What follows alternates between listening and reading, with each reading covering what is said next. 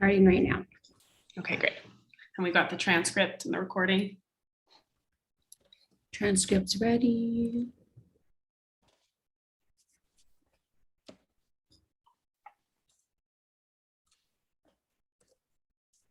All set.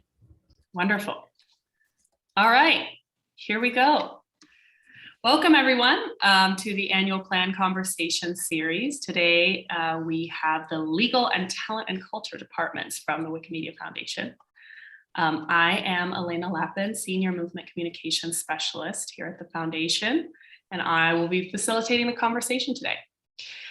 First, just saying hello to everybody who is here in the Zoom room with us and to those that are streaming live on YouTube, and anyone watching also in the future, thanks for coming. A bit first about how today will work.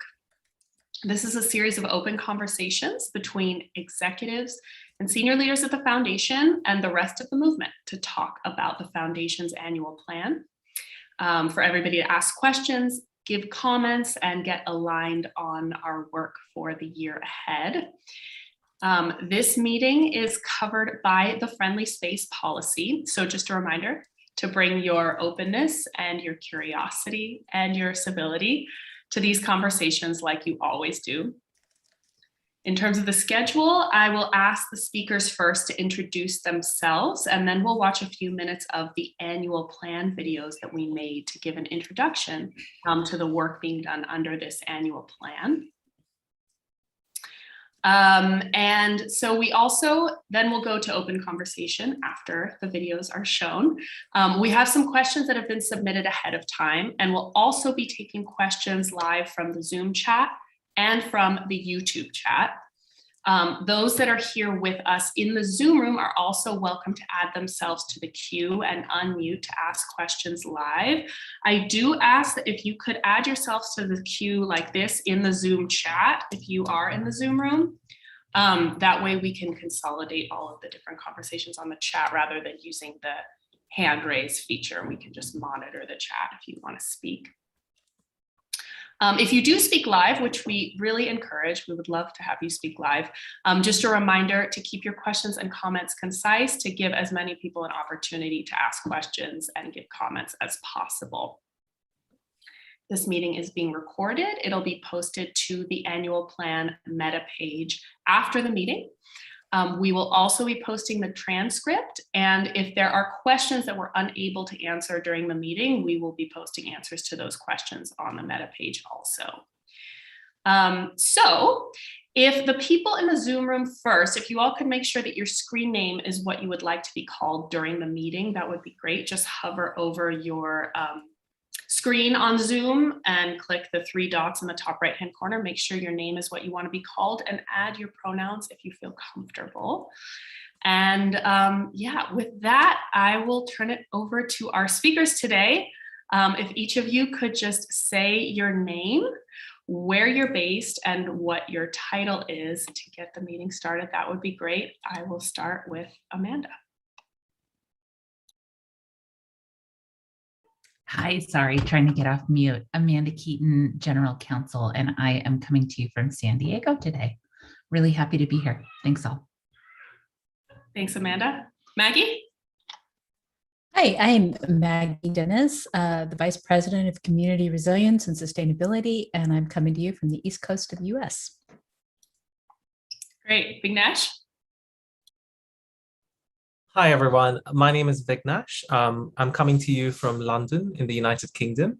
My pronouns are he, him, and his, and I'm the VP for Diversity, Equity, and Inclusion. Thanks so much. And last but certainly not least, Robyn. Thanks, Elena. I'm Robyn, Chief Talent and Culture Officer for Wikimedia. I am usually based in Oakland, California. Now I'm here with my husband's family in Barcelona. They are Catalan. So benvingut a tot. Nice to see you all here. All right, thanks you all. So we are going to watch just a short segment from the annual plan videos. It'll just be a few minutes to give everybody a high-level overview of what's going on under this annual plan for the legal and talent and culture departments, and then we'll get to the open conversation. These segments of these videos, the videos in full are available on the annual plan meta page with subtitles in 7 languages. So I encourage you to go check out those videos in full and share them with your communities if you think that they will be of interest. Let's show a little bit of those right now.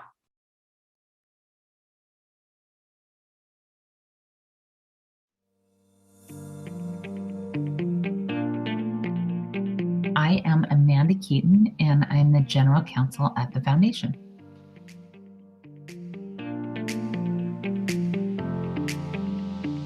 There are a few things that are new.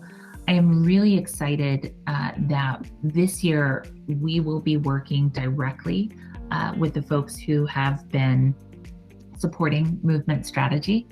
And as the movement develops the recommendations around how to move forward in a strategic way, we are catching recommendations and we're trying to pair them with the right capacity and resources on the foundation side as well, so that we can breathe these things into life. So for me, the biggest example of that is the recommendation to ensure equitable decision making, and the idea that the movement really needs to develop the right systems, processes, and structures to govern the movement writ large. And so I love the fact that we will be working over the next year on governance and writing a movement charter, as well as eventually seating a global council that can govern the movement matters and can share power more directly as a sort of centralized structure that exists outside of any, including the foundation, any entity currently exists in existence, including the foundation. And so I'm really seeing that as a shining example of the kind of strategies that we want to see when they get ripe being supported by the foundation. And so that process is going to be really, really fun to watch. I think it's going to raise a lot of difficult questions. And in my view, it is the biggest opportunity for us to stay ahead of regulators and really prove up and support with the right kind of systems, structures, and processes, the kind of governance that we need in order to avoid becoming that bycatch in the net of regulation. Because governments are in some ways closing in. And so for us to really be able to take that power back and demonstrate that our movement is ready to tackle the challenges, and there is a central way to coordinate with our communities, is tremendously important.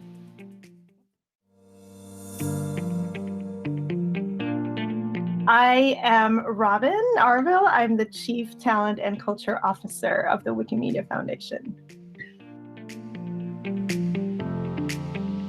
What is new this year? So many exciting things. We have now prioritized what we call a thriving foundation, and core to our thriving foundation is our talent, is all of the what we call the back-end support: finance, communications, legal operations, and talent and culture. So as we continue to dive deeper in support of our mission and our thriving community, our thriving movement, we cannot achieve this without ensuring our internal talent, our culture, and our structure are able to support the impact that we hope to continue to attain.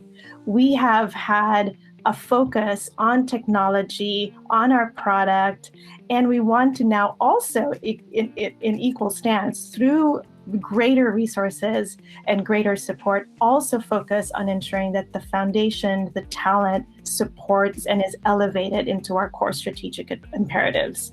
So we are focusing on diversity, equity, and inclusion. We're going to have this fiscal year formalized goals and measurement of accountability and progress. We want to continue to cultivate a workplace that celebrates all aspects of our employees as people, that reflects our global community as well. We have a fantastic global data and insights team. We're going to have more dedicated approaches, tangible approaches to data and business metrics that will allow us to make really impactful decisions. We're also going to provide numerous innovative approaches to learning and development. We have over 100 people managers across the foundation. We have staff in over 50 countries, and we'll continue to grow our staff. We have to ensure that we are ensuring the space for cultivating learning, development, pathways, and collaboration for our increasingly distributed teams.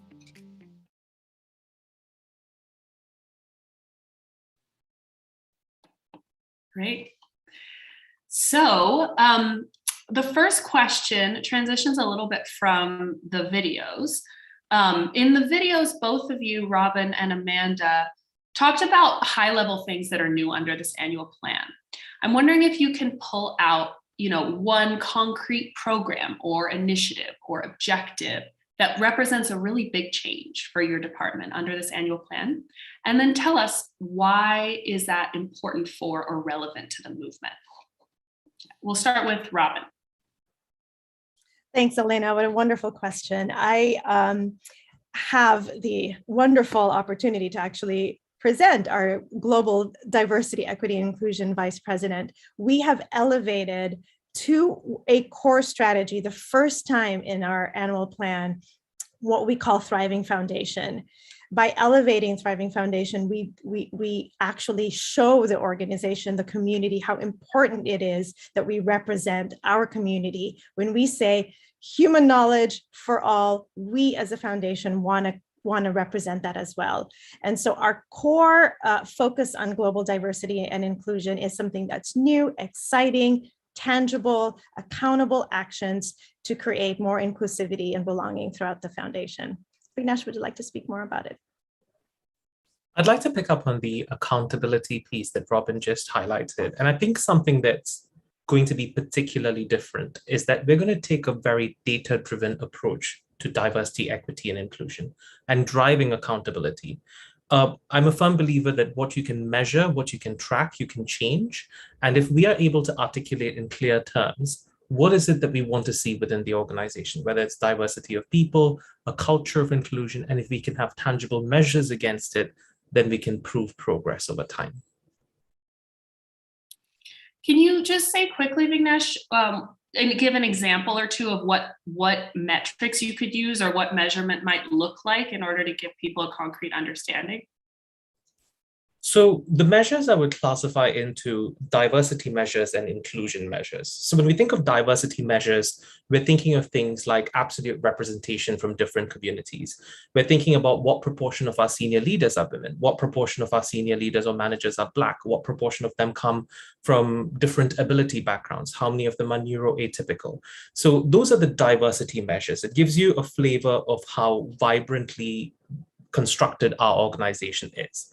But having this diversity is pointless unless we create a culture where these people feel able to be themselves, where they feel able to contribute and effectively perform. And that's where the inclusion measures come in. Inclusion measures are more about the culture of the organization.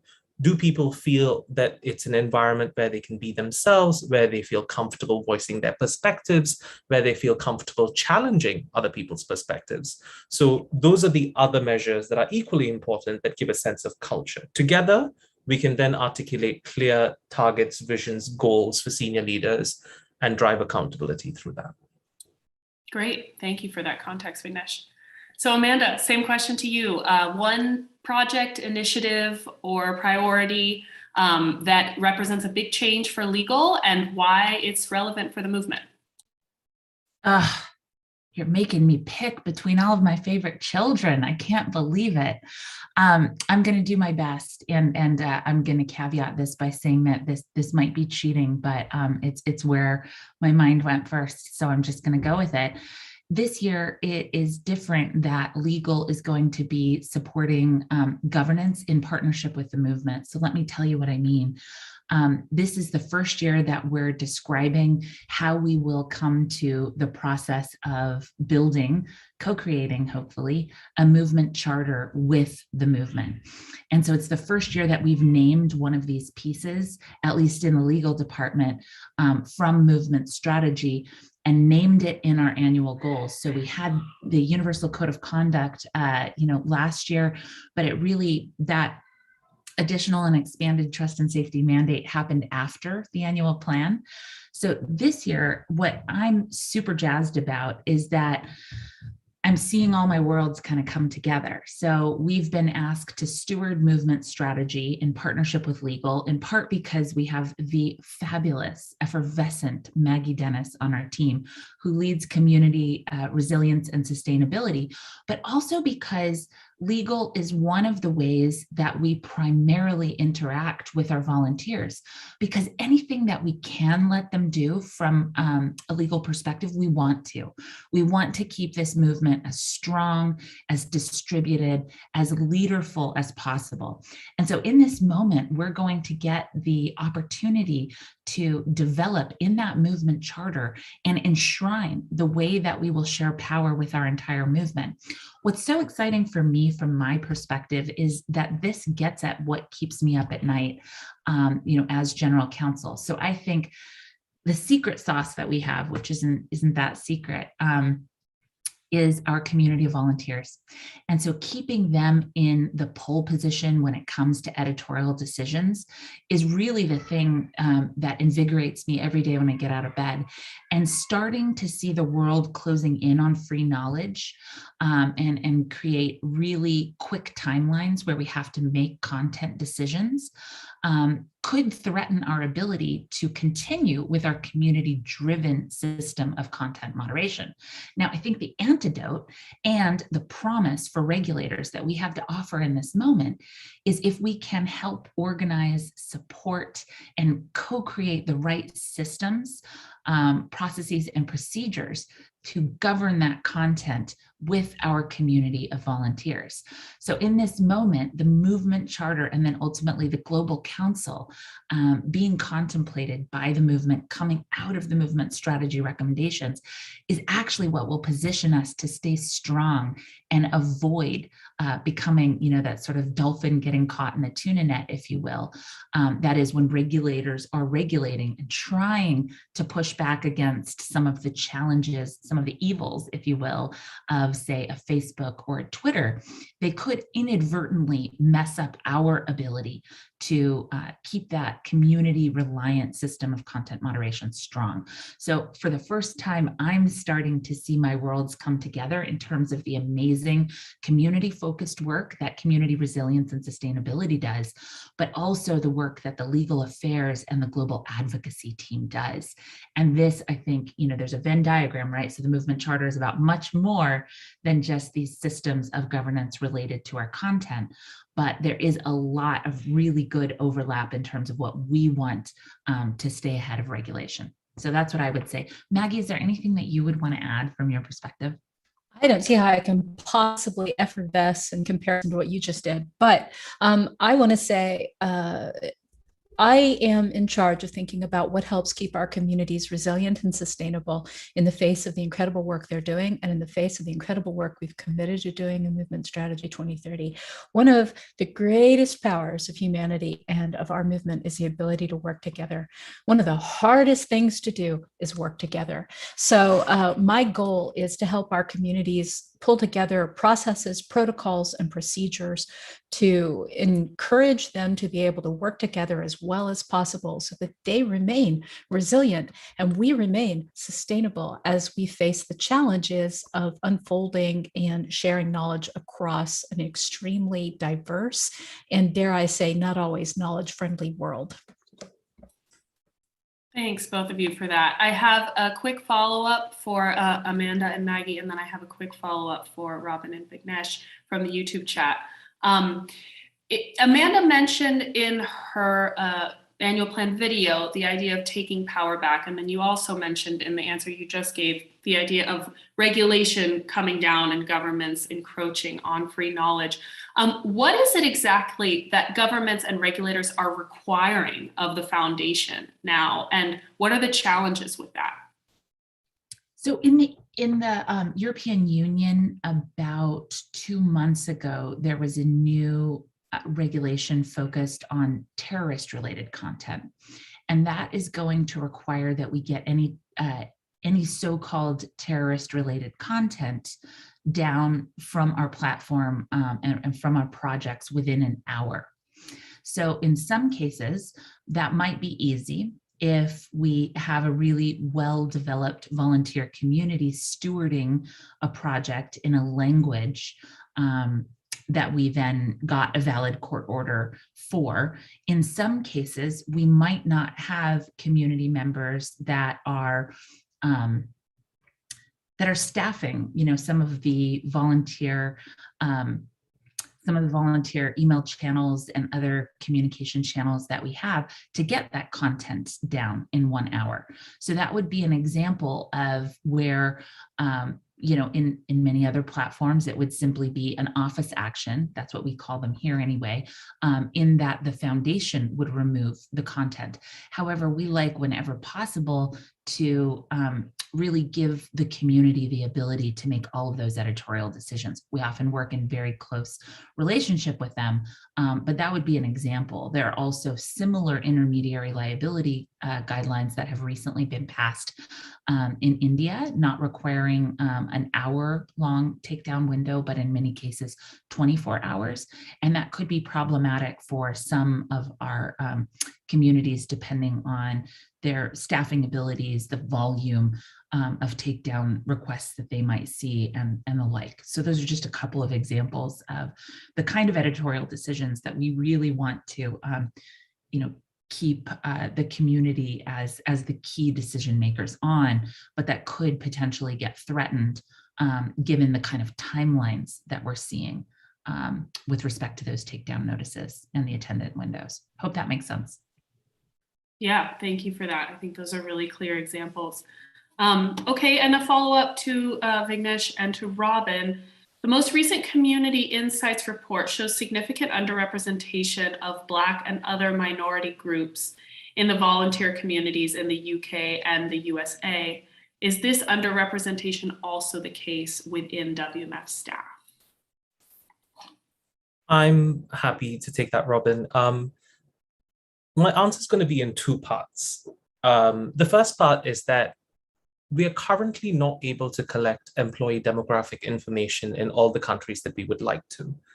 This is something that I'm working very hard to identify and pin down, where we are able to collect this data and where we're able to store it, because of varying legislation around privacy, around data protection regulations from country to country. But in the US, where we are able to collect this data, we did a huge piece of analysis at the end of 2019, and we're going to do this annually going forward. We did see that the overall representation of Black staff was around 7%.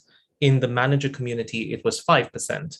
The overall representation of white staff was 67%, and in the manager community, it was 69%. Now, we have a lot more work to do to address the underrepresentation of staff, particularly at senior levels. We've seen a few high-profile senior Black female departures from the organization, and we're conscious that we need to create role models. We need to create people in positions of authority that reflect the diversity of the communities we want to serve. So that's something that's front and center to our mind.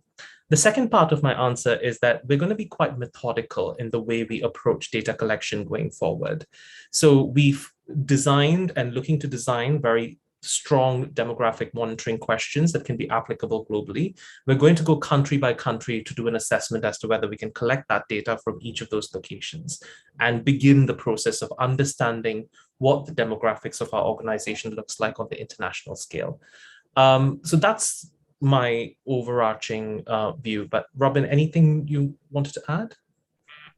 Yes, I wanted to share that we are aware that there has been a lack of representation from people of color and women, and it is something that the board and the C team is very conscious of. It is one of the reasons why we have elevated our work under the Thriving Foundation annual plan, and we want to continue to seek to address these with tangible actions.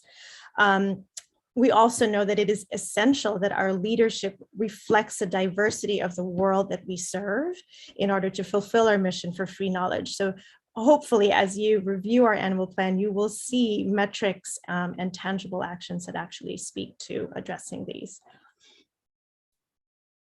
Great, thank you. Next, we have a live question from Kevin in the Zoom room. Do you want to unmute and ask your question?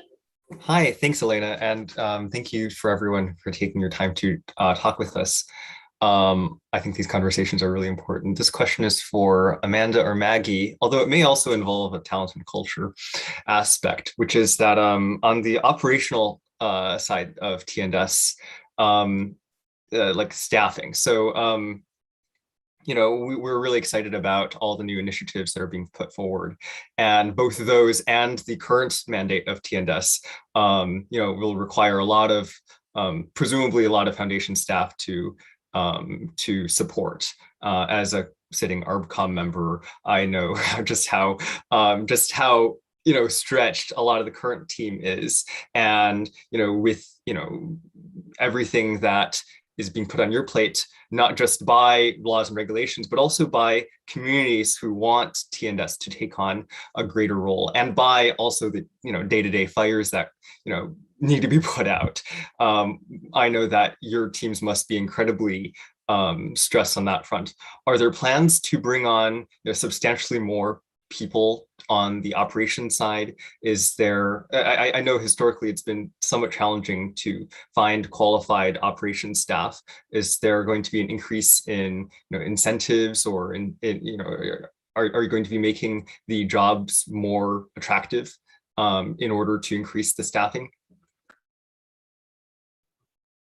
Kevin, absolutely love the question. And first of all, I just want to say thank you so much, first of all, for your service on ARBCOM. It's no small lift. I know that. And we really, really appreciate all the work that you're doing. So thank you, but also for the question, and just recognizing how challenging those roles are. So really appreciate that. And I think the more that you know about them, the more that you understand really how challenging those are.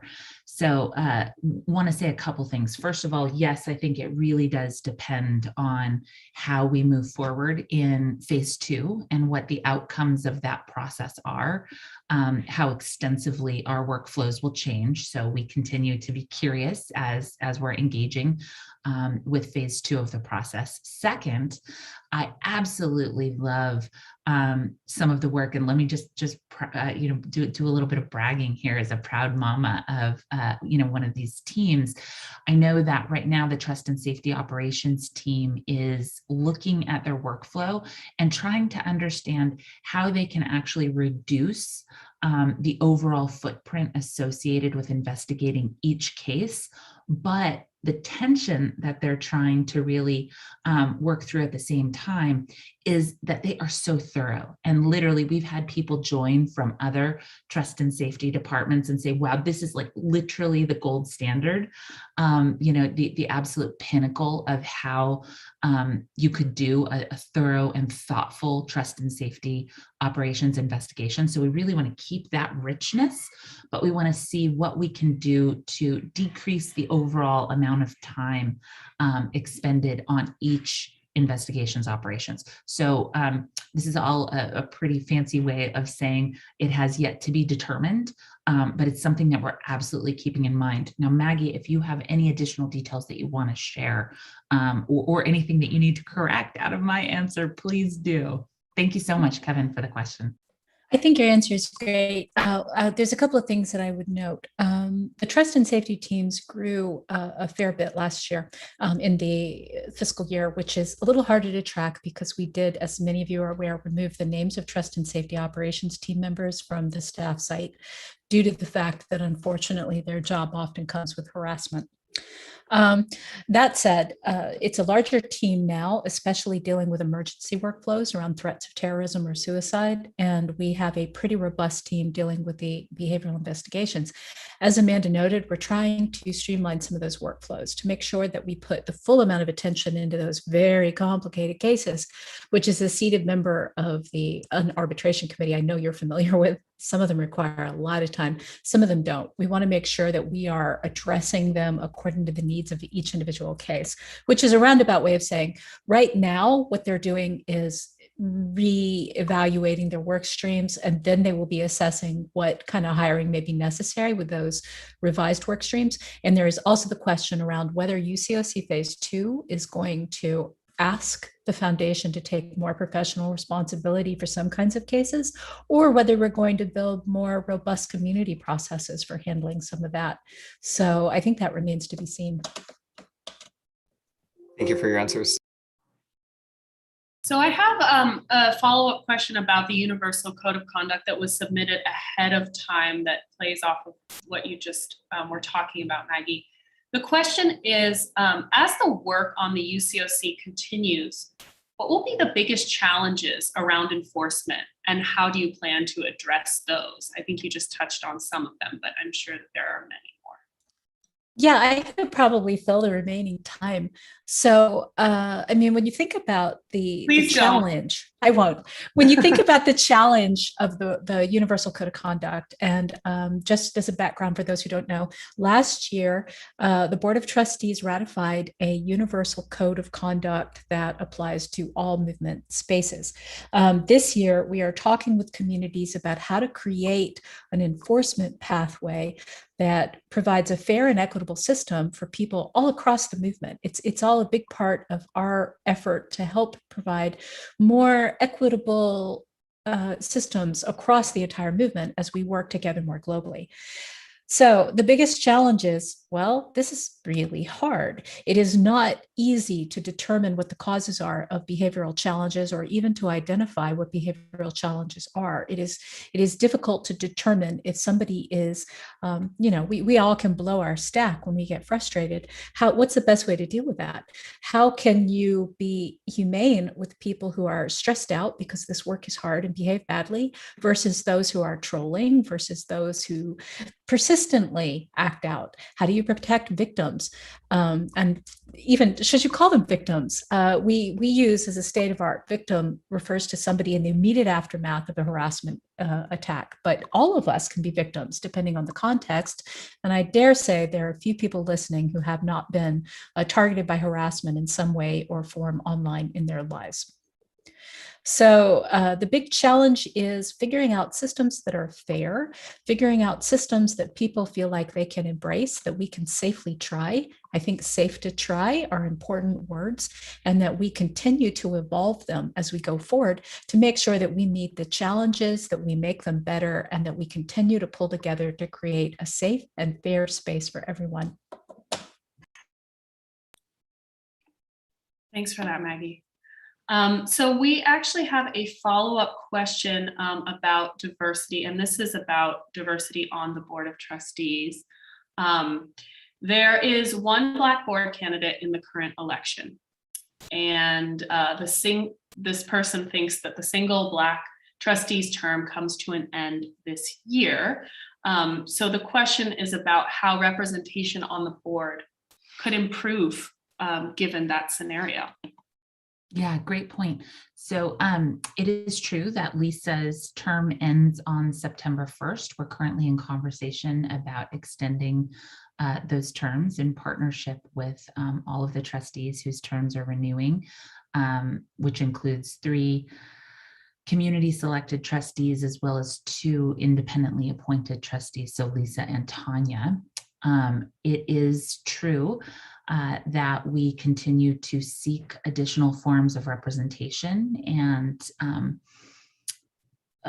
this is certainly one aspect of diversity that we care a lot about. So it will be prioritized in the current board search for the additional expanded seat, and then for any vacancies that are left. So there are several chances to do this. Next year, we will also be expanding the board, again, adding 2 more community selected seats, along with the folks, the affiliate trustees whose terms will be ending next spring, and then 2 more independently appointed seats. And so in all of those seats, we will be considering representation and diversity of identity, skill, experience at the same time. So thanks for the question. This is something that the board is very, very focused on. And we will take into account whoever gets elected and the kind of diversity that they do bring. So it's an evolving challenge, and one that the board is very focused on and really excited to make progress on. So stay tuned. Thanks, Amanda. I have another question that's related to the diversity of the candidate pool within the foundation generally.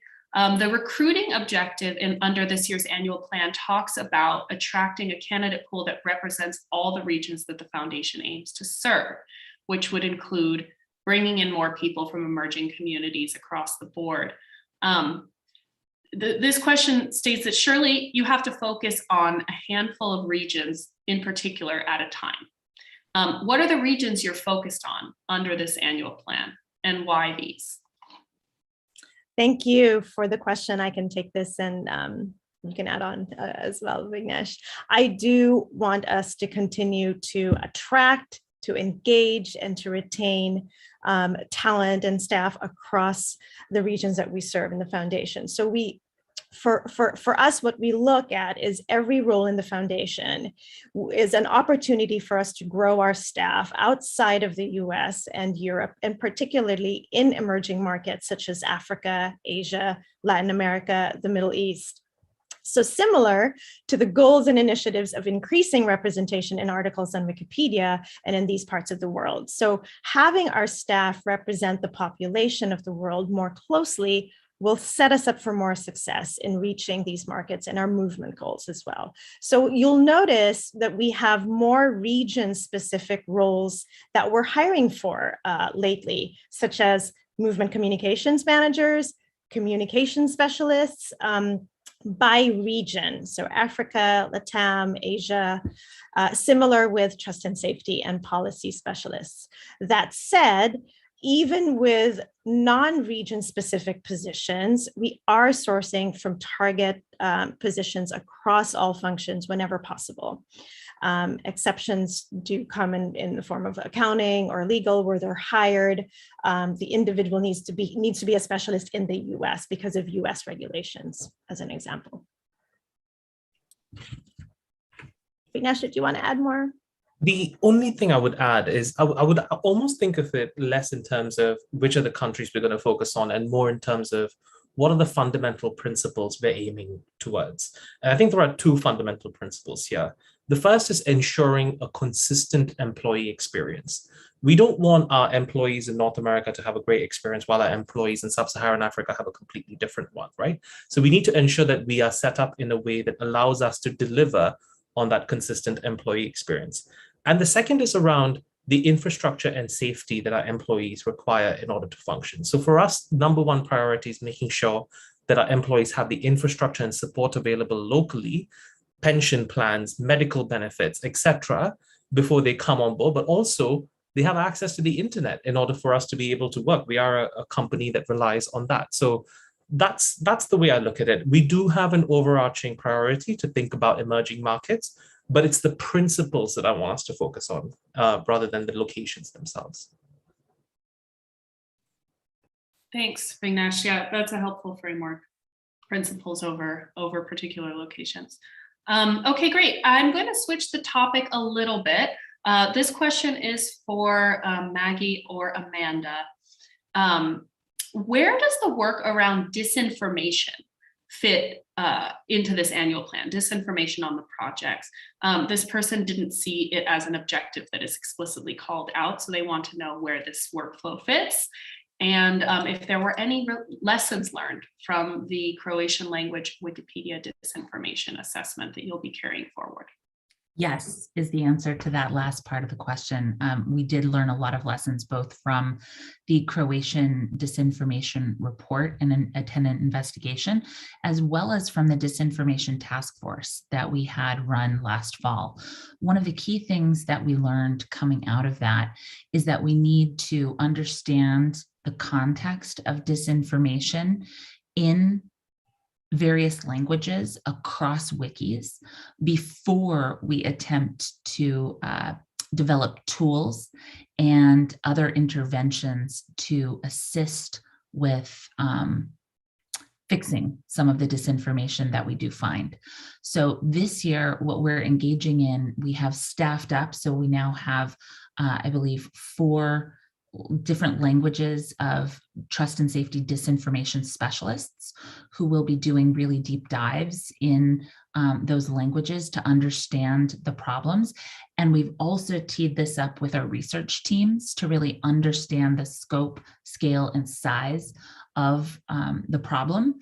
And then we phased in for consideration in the second half of the year, the kind of tools and interventions that we might need once we get that information a little bit more deeply outside of just the one language that we started with, which was Croatian Wikipedia. So it was more about sequencing and staging this work correctly, and less about us moving away from this as a top priority. Maggie, I don't know if you'd like to clarify anything else. Yeah, I wanted to note, because I also heard that there was a question about where this was in the annual plan. So I am helping to support the Thriving Movement medium-term plan and annual plan. And this sits under our primary objective 2. Our platform and our contributors will be better protected with improved movement management and curation tools, both software and practices. So the Trust and Safety Disinformation team is committed to KR3. Contributors will be empowered to protect the reliability of content across Wikimedia projects. It is a brand new team. The Croatian report was really their first big project, but they're going to be looking to help, especially functionaries across the movement, to identify patterns of disinformation campaigns. Also, I will just give it a little plug. I put a page on Meta, but I haven't figured out yet where to link it so that people can see which teams are working on which goal. So I don't know if there's a way to easily share that link, but I'll figure out how to link it up to the annual plan at some point. I just put it up last Friday, I believe, maybe Thursday.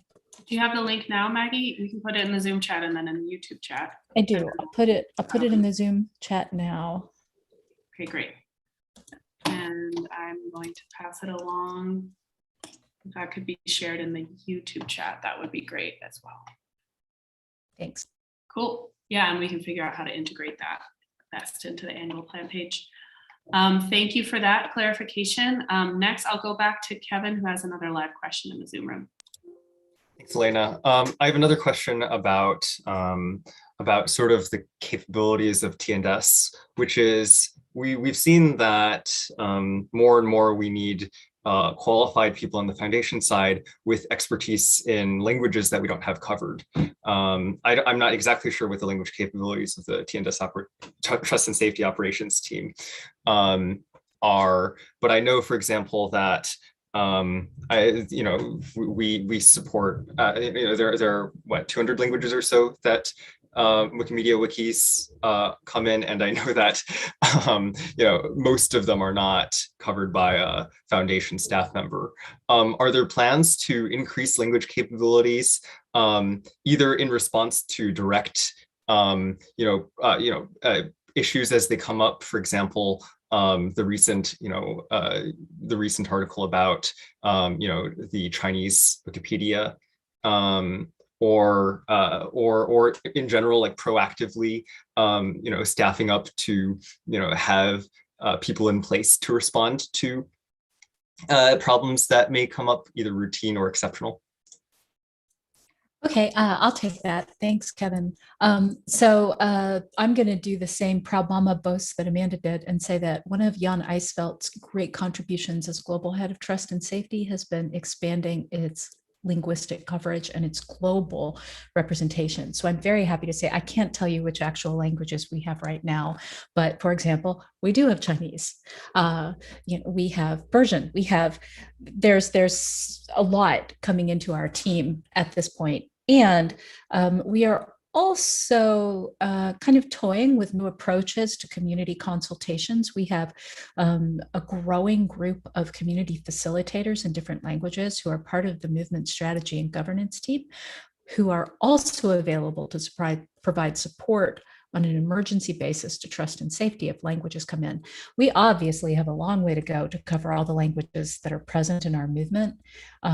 But I think we will also need to understand how we level up to support people in areas that are not currently well covered, as once again, the UCOC phase 2 moves in and we determine what is the role of staff versus what is the role of volunteers. Just for an example of what I mean, especially for community members who may be concerned about this, because this sounds scary. Right now, most email to the Wikimedia Foundation goes through info channels, which are directed to volunteer responders who triage them, and they have volunteer responders from many different languages. It may be at some point we have a universal reporting system for behavioral cases that also goes through a triaging system. Who is the first to touch it? Who triages it? Will that be a volunteer role or a paid staff role? Makes a big difference in terms of language coverage. And if it is a volunteer role, is it possible that we provide trainings? Do we move into a contractor system? There's just so many open questions. Did that cover your question, Kevin, or is there more? I think that definitely it definitely helped my understanding. I guess, are there any particular indicators that sort of would push you to try to expand staffing in a particular language? And are there ways in which community members can sort of ask for expanded capability for supporting like a particular language? That's a good question. We generally have responded to where we've seen increasing demand and where we have recognized gaps in coverage. So, for example, at one point, concerns coming out of Asia, we had very little ability to address because we didn't have the language capability. So we saw the need to cover that. As the disinformation team begins to be able to use tooling to understand where there are problems that we currently don't have insight into because the communities don't even know how to tell us that they have problems, I think we're probably going to get even better at identifying those gaps. But at this point, we definitely try to be aware to make sure that we have enough coverage for areas where problems are arising and are known. Thanks. So we have two back-to-back questions related to leadership and representation at the foundation for Robyn and Vignesh. One was pre-submitted and one just coming in from the YouTube chat. The first one, so under this annual plan, you talk about building a thriving foundation, also referred to as a resilient and inclusive foundation in some of our documentation. How will your work under this annual plan account for the recent high volume of turnover in senior leadership? What obstacles do you think this is going to present, and how are you going to overcome them? Thanks for the question. With Grant's and Heather's departure, we actually felt that their leadership structures were in place that brought confidence to us in still delivering the annual plan. We did talk at length to both Grant and Heather, kind of what are the things that should be in our radar, what should we worry about, where should we course correct or review and evaluate or recalibrate. For now, with the 3 VPs in technology and strong leadership in both departments, we feel fairly confident that the work can continue. And we will lean in as a transition team, Amanda, Jaime, and I, and review workflow efficiencies, work streams, and the teams as well. So we feel fairly confident, but always we will lean in, we will course correct as necessary. We are also addressing these in other ways where we see opportunity for us to bring in more diverse leadership, continued focus on representation, diverse backgrounds, experiences, and ensure that we are also looking at the management structures, the leadership structures within the teams and supporting them as well.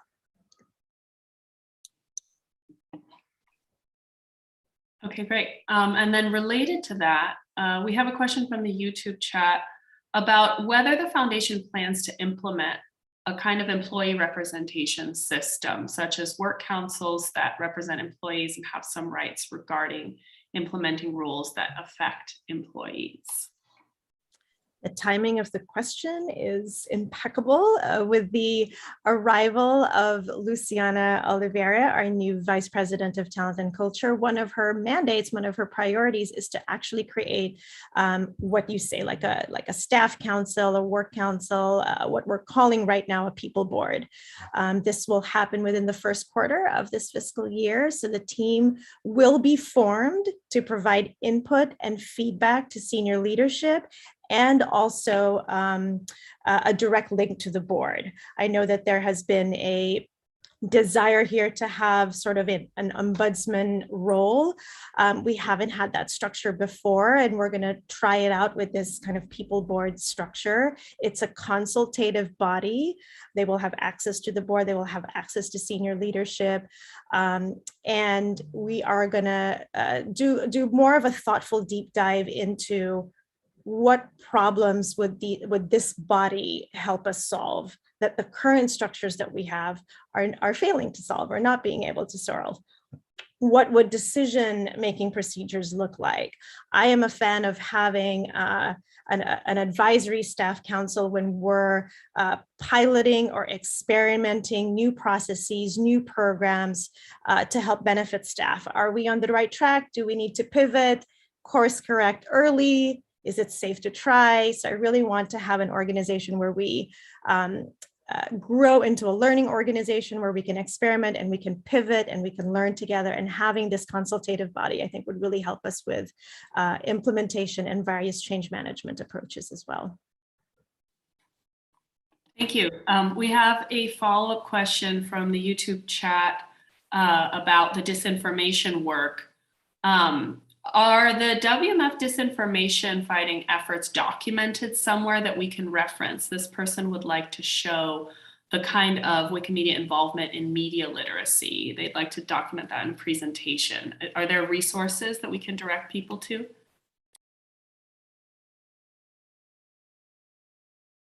I'm not sure. I don't know.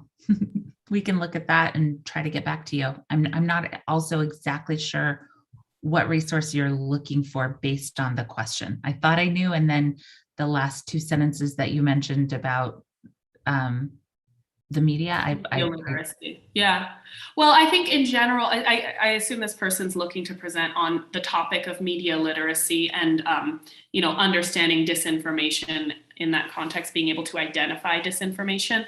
But I think any resources for disinformation would be welcome. Anything that we've put out about disinformation.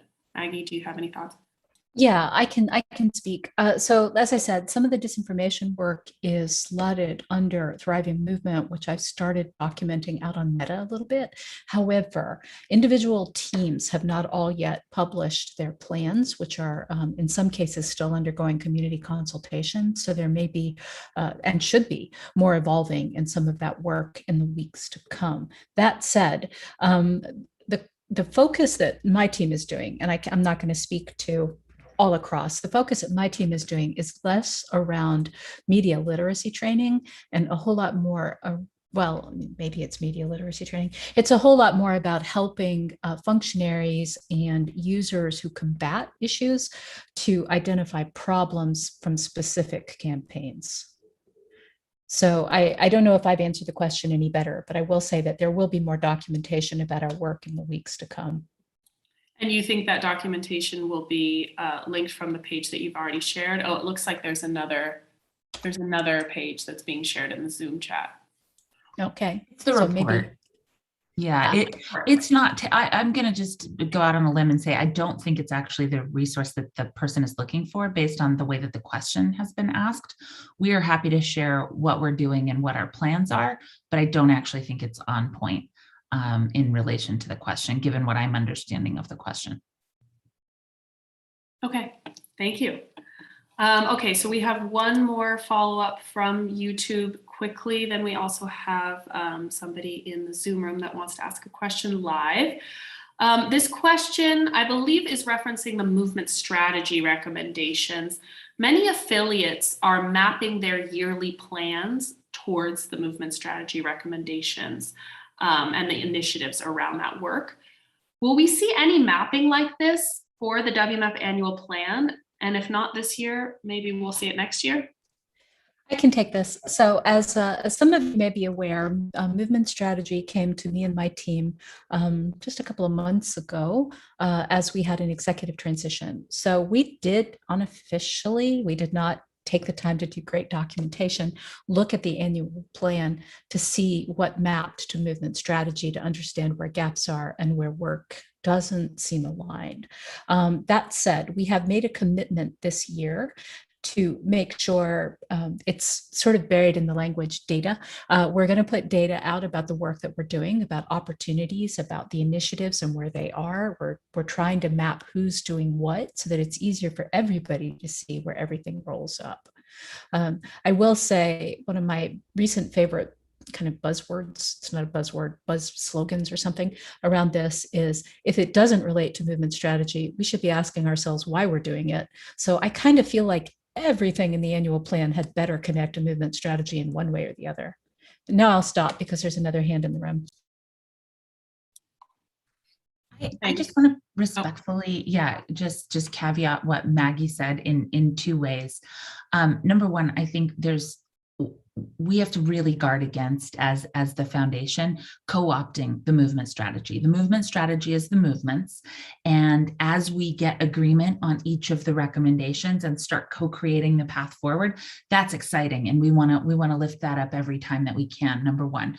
Number two, I will say the movement was written by the movement that we have now, and our mission it requires bringing more people in. So in some cases, there are certain things that we should be doing as the foundation to hold that future perspective for communities of emerging contributors to join us. And so those are the two ways that I think we need to be really careful about saying the movement strategy is the foundation strategy, because there's a little bit, it's not quite the full story, I guess. And I just, as a lawyer, had to get that caveat in, although I roughly agree with everything that Maggie said. I think what I'm hearing you both say too is that in the annual plan, there are echoes of obviously movement strategy, and the work that we're doing in the annual plan supports the movement strategy. So as we track the progress of the annual plan through the quarterly tuning sessions and all of those things that we make available publicly, people should be able to follow the work that we're doing in support of movement strategy. Yes, for the win. Love it. All right, good. Okay, we have 3 minutes left. I want to get to the last question here in the Zoom room. Captain Eek, do you want to unmute and ask your question? Sure thing. I just want to add very quickly, I loved what Amanda said there.